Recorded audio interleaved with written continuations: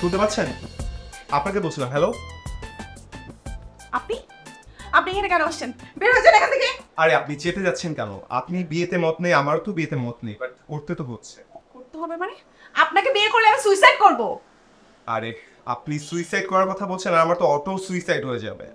কিভাবে জানতে ইচ্ছে হচ্ছে না? কিভাবে? এই যেমন ধরুন, বিয়ের পরে তো ছেলে এমনিতেই মৃত, আর ভালোবেসে না একটা মৃত মানুষের সাথে কাটিয়ে দিলেন একটা ও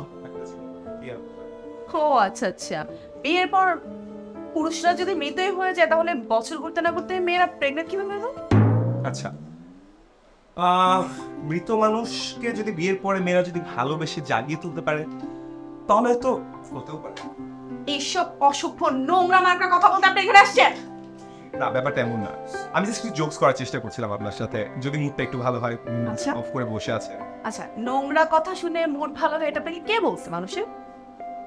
শব্দটা তো এতটাও নোংরা না, আর তাছাড়া আজকে তো আমাদের বাসরাত, তাই ভাবছিলাম কারোরই মুড ভালো নেই, যদি এক্সাইটমেন্টটাও নাই। আর এটা ওয়েট কি রাত? বাসরাত মানে আজকে তো আমাদের বিয়ে হচ্ছে, তো রাত তো বাসরাতই হয়। খুন করে ফেলবো, তারপর আপনি আমাকে বাসর বাসর করতেছেন? আপনার আজকে আমি বাসর ঘর করার স্বাদ মিটাই দেবো, দেখবেন। আপনি দেখতে চান? হ্যাঁ, আরে আরে আপনি রেগে যাচ্ছেন কেন? থামেন, আমি তো জাস্ট মজা করে আপনি বলছি। আবার কথা বলতেছেন আমার সামনে। আপনি বুঝতে পারতেছেন আস্তে আস্তে সে বাসর রাত আপনার সাথে একদম মেরে ফেলবো, খুন করে ফেলবো শালা। আরে কি যন্ত্রণার মধ্যে পড়লাম, হ্যাঁ? আপনি তো আপনার সময় জ্ঞান বলে কিছুই নাই কাজী সাহেব। সেই তখন থেকে একই কথা বলে যাচ্ছেন, আমি আপনাকে জানাচ্ছি বলে কিন্তু আপনি অনেক সময় নষ্ট করেছেন। এখন সঠিক করে বলেন আপনি কখন আসবেন। ওকে ঠিক আছে, আপনি একটু পরে আমাকে তাহলে জানাচ্ছেন। সরি তো, আমি খেয়াল করি। সরি মানে কি নাভিদ? এমন ভাবে আমাকে ধাক্কা দিয়েছো, আর একটু হলো তো আমি পড়ে গিয়ে আমার মাজার হাড্ডিটাই ভেঙে যেত। আমি কি মুখে কথা বললাম? আমি আসলেই খেয়াল করি না দুলা ভাই, ইচ্ছা করে কি আমি আপনাকে দিব? হ্যাঁ, খেয়াল করবা কি করে? কারণ তুমি তো আর এখন তোমার মধ্যে নেই, তুমি হাওয়ায় ভাসছো, চোখে সরিষার ফুল দেখছো। ঠিক আছে, যা খুশি তাই করো, কিন্তু নিজেকে কন্ট্রোলের মধ্যে রেখো। কি বলেছি বুঝতে পেরেছো?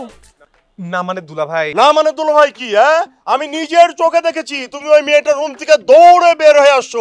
আমাকে কি বোঝাইতে চাইতেছো? এর মধ্যে কি আর কোনো ঘটনা নাই? আছে, অনেক ঘটনা আছে, অবশ্যই আছে। তা না হলে ওই দিনে দুপুরে নিশ্চয়ই তুমি ভূত দেখে এমনি দৌড় দাও নাই। কি ঘটনা থাকবে দুলা ভাই? কি বলতেছেন এগুলো? মানে আপনি তো আমার ছোটবেলা থেকে চেনেন। আবার বলে ঘটনা কি থাকবে? শোনো শালা বাবু, উতলা হয়েছে ভালো কথা, কিন্তু এতটা উতলা হয়েও না। আগে ওই কাজী সাহেবকে আসতে দাও, ঠিকঠাক ভাবে শাদিটা হোক, তারপরে বৈধভাবে যা করার সবকিছু করো। ঘটনা কি থাকবে দুলা ভাই? আরে আমার চেনা দিয়ে কিছু যায় আসে না, আগে কাজী সাহেবকে আসতে দাও, তারপরে দেখো বিয়েটা হওয়ার পরে তুমি নিজেই নিজেকে চিনতে পারো কিনা। আমি বিয়ে করবো না দুলা ভাই। বিয়ে করতে পারবে না মানে? আরে বিয়ে করতে পারবে না এই কথাটা আমাকে কেন বলতেছো? যাও তোমার আপার কাছে গিয়ে বলো, তোমার তো বলার মতো মানুষ আছে। আপনি জানেন না আপাকে এরকম, আপার কাছে গেলে এখন আমি গুলি খাবো। আপনি পারেন কিছু একটা করতে দুলা ভাই, প্লিজ এইবারের মতো আমারে উদ্ধার করেন দুলা ভাই, প্লিজ। এই তুমি তোমার জীবনে এরকম কোন আহাম্মককে দেখছো যে অন্যের বুদ্ধিতে নিজের পায়ে নিজেই কুড়াল মারে? না দুলা ভাই। তাহলে কেন আমার এই বুদ্ধি দিতেছো? আমিও কি এতটাই আহাম্মক নাকি যে অন্যের বুদ্ধিতে নিজের সর্বনাশ করব? আমি এখন কি করবো দুলা ভাই? কি করবে মানে কি? বিয়ের পরে আর 5 জন যা করে তুমিও সেটাই করবে। যাও তো, এইসব কথা বলে সময় নষ্ট করো না, যাও। এমনি ওই কাজী বেটা আমাকে খুব টেনশনের মধ্যে রাখছে। এই কাজী কখন জ্বালাবে এই করতে করতে দেখা যাবে কি জানো, তোমার আপা মানে ওই যে বাড়ির দারোগা কখন যে আমাকে পিস্তল নিয়ে তাড়া করবে। কি হলো, হা করে তাকিয়ে আছো কেন? যাও, তোমার যেতে হবে না, তুমি থাকো, আমিই চলে গেলাম, যত সব।